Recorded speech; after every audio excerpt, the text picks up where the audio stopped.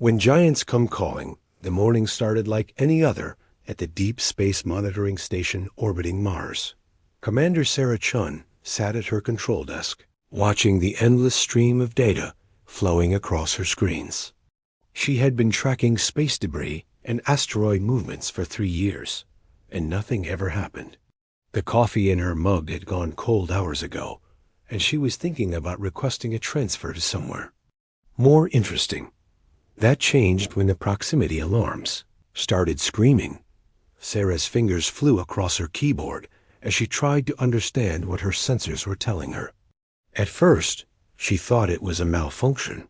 The readings showed massive objects dropping out of hyperspace at the edge of the solar system.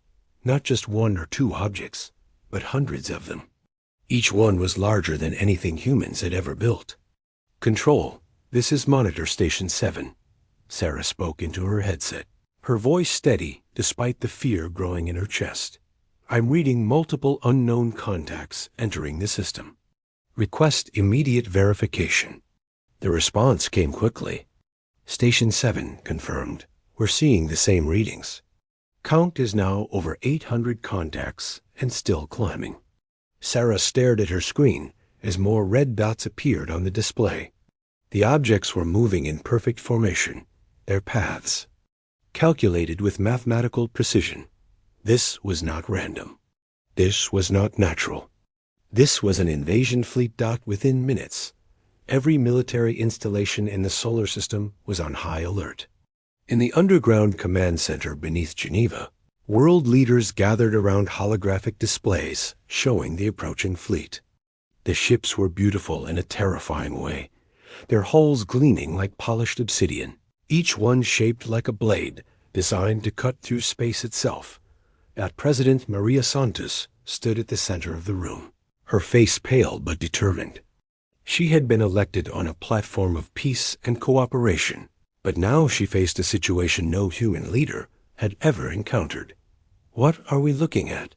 she asked the assembled military officers. General Harrison Brooks, head of the Earth Defense Force, stepped forward. "Unknown alien fleet, Madame President. Ship count is now over 1,000 and still rising.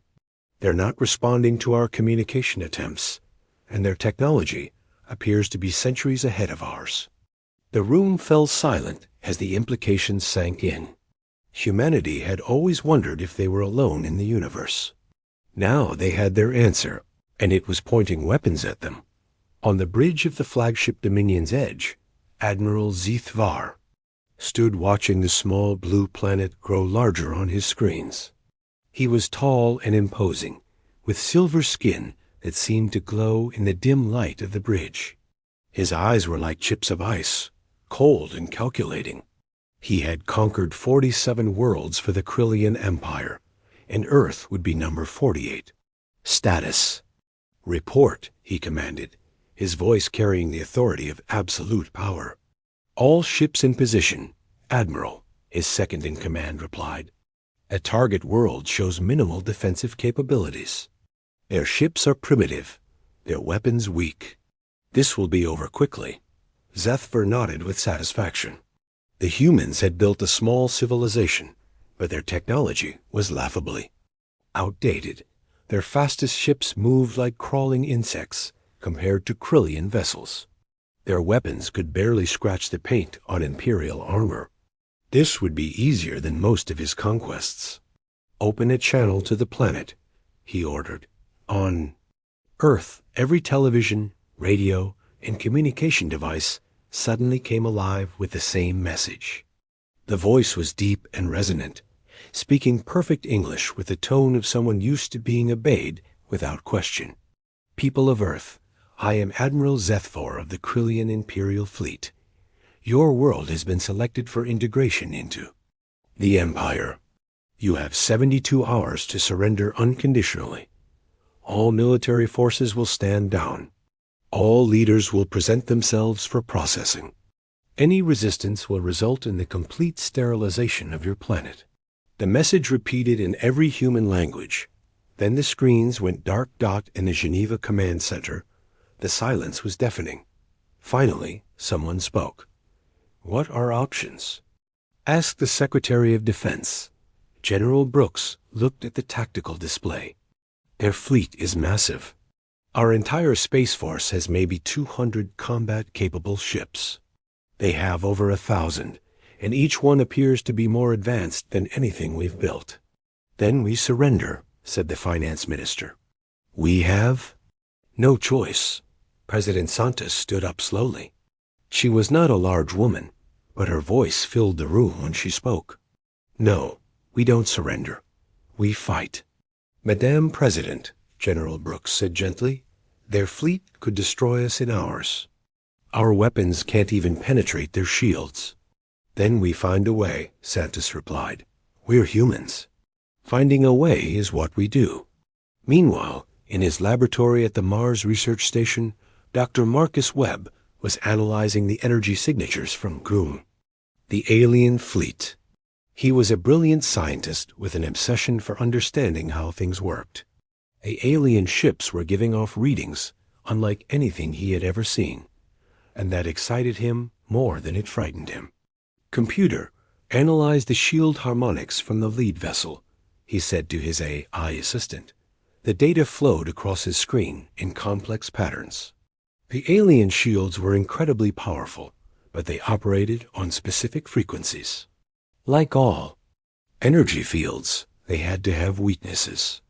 Marcus began running calculations, looking for gaps in the alien defenses. Captain Alex Rivera was in the cockpit of his fighter when the alien message came through. He was a young pilot with quick reflexes and an even quicker mind. His ship, the Falcon, was one of the most advanced fighters in the human fleet. Against the alien vessels, it would be like a gnat fighting eagles. All pilots, report to your stations, came the order from Earth Command. We're going to war. Alex strapped himself into his seat and began the startup sequence. Through his cockpit window, he could see the alien fleet in the distance, a dark cloud of ships that seemed to blot out the stars. He had trained for combat his entire adult life, but he had never imagined facing odds like this. The first skirmish happened near Jupiter. A small group of alien ships moved ahead of the main fleet, probably scouts sent to test human defenses. Captain Rivera led 12 fighters to intercept them. The aliens expected easy prey. They had fought this same battle against dozens of other species, and it always ended the same way. The primitive ships would attack, their weapons would prove useless, and they would be destroyed within minutes. But something unexpected happened. The human fighters didn't attack in the predictable patterns that civilized species used. Instead, they moved like a pack of wolves, coordinating their attacks in ways the aliens had never seen. They used the gravity wells of Jupiter's moons to slingshot themselves at impossible angles, appearing where the aliens didn't expect them. When the alien weapons fired, the human ships weren't there. They had already moved to new positions, their pilots using instincts developed through years of atmospheric flight. The aliens were masters of space combat, but they had never faced pilots who could think and react like fighter pilots from Earth. Alex's wingman, Lieutenant Sarah Kim, managed to get behind one of the alien scouts. Her weapons couldn't penetrate its shields, but she noticed something interesting. Alex, the shields pulse every few seconds. There's a split-second gap in their coverage. Alex immediately understood. All fighters, time your shots with the shield pulses. We've got maybe a tenth of a second window. The human pilots adjusted their attack patterns, waiting for the precise moment when the alien shields flickered. When they fired together, their combined weapons managed to punch through the alien defenses. The scout ship shuddered under the impact, its hull cracking along stress lines. On the alien ship, the crew was in shock. No primitive species had ever damaged an Imperial vessel. The scout commander immediately sent a message to Admiral Zthor. But before he could complete the transmission, the human fighter struck again. Alex led the final attack himself, timing his shot perfectly with the shield pulse. His weapons struck the alien ship's engine core, and the vessel exploded in a brilliant flash of light. The explosion was so bright it could be seen from Earth with the naked eye. The remaining alien scouts retreated in confusion. They had lost a ship to primitive fighters using outdated weapons. It was impossible, but it had happened. Back on Earth, Dr. Webb was analyzing the wreckage that had been recovered from the destroyed alien ship. Every piece of technology was centuries ahead of human science, but he was beginning to understand how it worked. The aliens had built their weapons and shields to be incredibly powerful, but they had also made them inflexible. "They're perfectionists," he muttered to himself, studying the alien circuits. "They build everything to work in one specific way, but that means they can't adapt when something unexpected happens." Commander Sarah Chun received Dr. Webb's report with growing excitement. The aliens were more advanced, but they weren't invincible. They could be surprised, and they could be hurt. More importantly, they seemed to be overconfident. "General Brooks," she said into her communication device, "I think we can win this." The general's response was skeptical. "Commander, they have 1,000 ships. We damaged 1 scout." "But we did damage it," Sarah replied. "And we learned something they don't know we learned. They're not expecting us to fight back effectively. They're used to easy victories."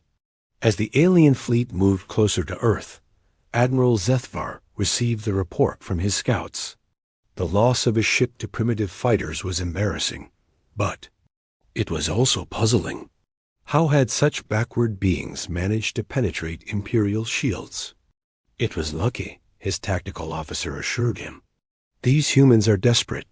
They probably threw everything they had at our scouts and managed one lucky hit." Zthor nodded, but he was not entirely convinced. In his long career, he had learned that luck was often just another word for competence. The humans had done something his scouts weren't prepared for. That suggested they might be more dangerous than they appeared. "Double the escort for the next scouting mission," he ordered, "and tell the commanders to be more careful. I want this planet conquered, not turned into a wasteland by our own overconfidence." The war between humanity and the Krillian Empire had begun, and already both sides were learning that their enemies were not what they had expected. The aliens had come to Earth expecting an easy conquest.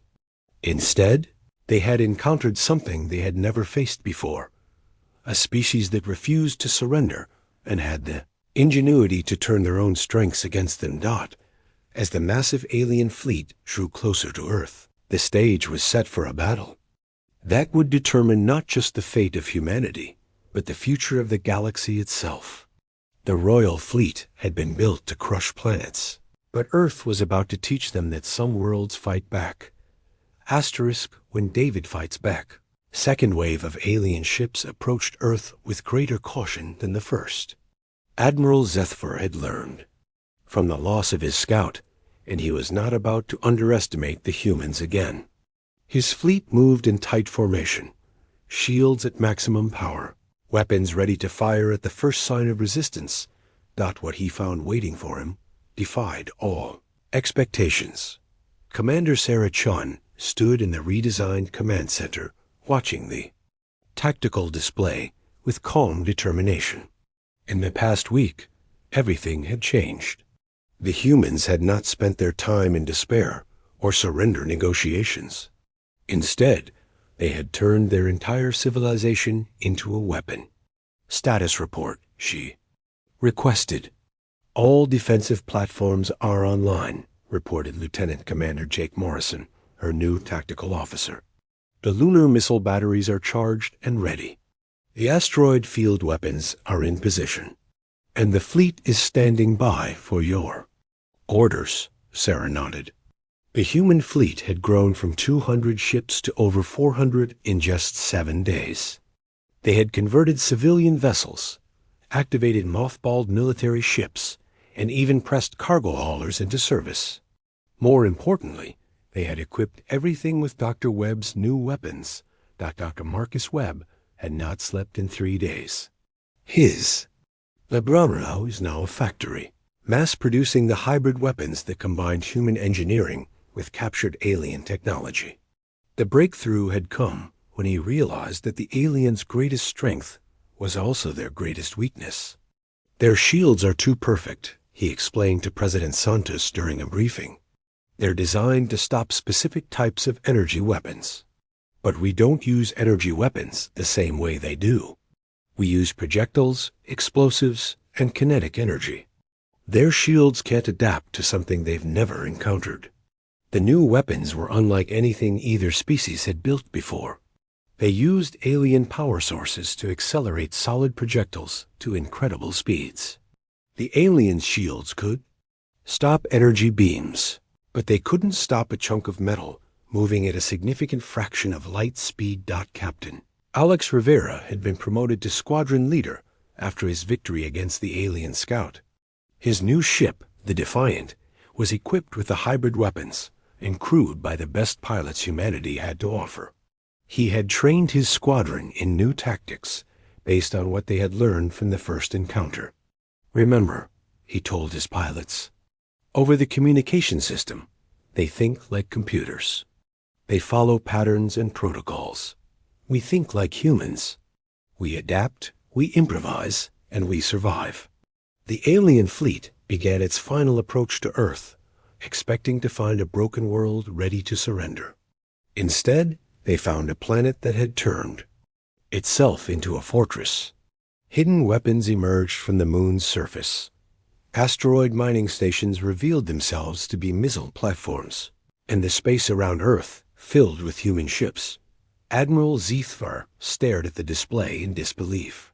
Where did they get so many ships? Unknown, Admiral, his tactical officer replied. Our intelligence suggested they had fewer than 200 combat vessels. I'm reading over 400 contacts. They must have converted civilian ships. Zthor muttered. Desperate measures from a desperate species. He was about to learn that desperation could be a powerful motivator. The battle began when the alien fleet tried to establish orbit around Earth. The humans struck first, using the element of surprise to their advantage. The lunar missile batteries opened fire, sending hundreds of projectiles streaking toward the alien ships. The aliens activated their shields, confident in their technology. The missiles struck the energy barriers and should have been harmlessly deflected. Instead, they punched through the shields like they weren't there, slamming into the alien hulls with devastating force. Impossible. Zthor shouted as his ships began taking damage. Their weapons are primitive. But the weapons striking his fleet were no longer primitive. They were hybrids, combining human innovation with alien technology. The projectiles were accelerated by energy fields similar to those used in Imperial weapons, but they delivered their payload in ways the alien shields couldn't handle. Captain Rivera led his squadron in a direct assault on the alien command ship. His pilots moved through space like schools of fish, never staying in one place long enough for the alien weapons to target them effectively. They used the wreckage of destroyed alien vessels as cover, popping out to fire and then disappearing again. Asterisk. All fighters, concentrate fire on the command ship's shield generators, Rivera ordered. If we can bring down their defenses, the big guns can finish them. The human fighters swarmed around the massive alien vessel like angry wasps. They fired, their weapons in coordinated bursts, each shot timed to hit the same point on the alien shields. The energy barriers began to flicker and weaken under the sustained assault. On the surface of Earth, the resistance was just as fierce. The aliens had expected to find helpless civilians, but instead they encountered a population that had been preparing for this moment their entire lives. Every major city had been turned into a fortress, with hidden weapons and underground bunkers dug in. New York, factory worker Tom Wilson picked up a rifle and joined his neighbors in defending their block. He was not a soldier, but he had been trained in basic combat by his local militia. When the alien landing craft descended toward the city, They found themselves facing organized resistance from people who refused to surrender. Remember what? They taught us in training. Tong called out to his friends. Aim for the joints in their armor. That's where they're vulnerable. The alien soldiers were tall and powerful, with advanced weapons and armor that could stop most human projectiles. But they were not prepared for the kind of fighting that humans specialized in. They expected to face a military force using standard tactics. Instead, they found themselves in urban warfare against an entire population. Dr. Webb had established a secret laboratory in the abandoned subway tunnels beneath the city. He was working with a team of engineers and scientists to analyze every piece of alien technology they could get their hands on. Every weapon captured, every piece of equipment recovered, was immediately studied and reverse engineered. We're learning faster than they expected, Webb told his team. Their technology is advanced, but it's not magical. Everything can be understood, and everything can be improved. The breakthrough came when they captured an intact alien communications device. Webb's team managed to decode the enemy's tactical frequencies, giving the human forces access to the aliens' own communication networks. Commander Sarah Chun received the decoded intelligence with excitement. We can hear everything they're saying to each other. We know their plans before they execute them. The information revealed something crucial about the alien fleet. They were not just invaders. They were part of a larger empire that had conquered dozens of worlds. But this was their first real resistance. The other species they had defeated had surrendered quickly, overwhelmed by the aliens' superior technology. They don't know how to fight a real war, Sarah realized. They're used to intimidation and quick victories. They've never faced an enemy that adapted to their tactics. The tide of the battle began to turn when the human forces started using the aliens' own technology against them. Captured alien ships were crewed by human pilots who flew them with tactics the aliens had never encountered. The rigid formations that worked for the Imperial fleet became liabilities when facing humans who fought like they were born in space. Admiral Zthor watched in growing horror as his ships were picked off one by one. The humans were using captured Imperial vessels to attack his fleet, and they were doing it with a creativity he had never seen before. They used the ship's own weapon systems, but with modified targeting programs that made them far more effective. How are they learning so quickly? He demanded of his staff. They share information instantly across their entire force, his intelligence officer reported. Every ship knows what every other ship has learned. They adapt their tactics in real time. This was the crucial difference between the humans and every other species the Empire had conquered. Other civilizations had rigid command structures and standardized tactics. Humans had something far more dangerous, the ability to learn and adapt. Under pressure, the final phase of the battle took place in Earth's orbit. The surviving alien ships tried to retreat, but the humans had learned to predict their movements. Captain Rivera led a combined force of human and captured alien vessels in pursuit of the fleeing Imperial fleet. This is for everyone they've conquered, he said over the communication system. This is for every world they've destroyed. The last alien ship to fall was Admiral Zthor's flagship. The massive vessel had been crippled by repeated attacks, its shields down and its weapons offline. As human boarding parties moved through the ship's corridors, Zthor found himself facing Commander Sarah Chun in his own command center. We're expecting us to surrender, Sarah said, looking at the defeated alien admiral. You thought we would be afraid of your fleet. Zthor stared at the human woman with a mixture of respect and confusion. Your species is unexpected. In 300 years of conquest, no one has ever defeated an Imperial fleet. Then you've been conquering the wrong species, Sarah replied. We don't surrender. We don't give up. And we learn from every fight. The captured alien admiral provided information that changed everything. The Krillian Empire was vast, controlling hundreds of worlds and countless species. But it was also fragile, held together by fear and the belief that resistance was hopeless. News of our victory will spread, Dr. Webb told the assembled human leaders. Every world the Empire has conquered will learn that the Imperial fleet can be defeated. President Santos made a decision that would reshape the galaxy.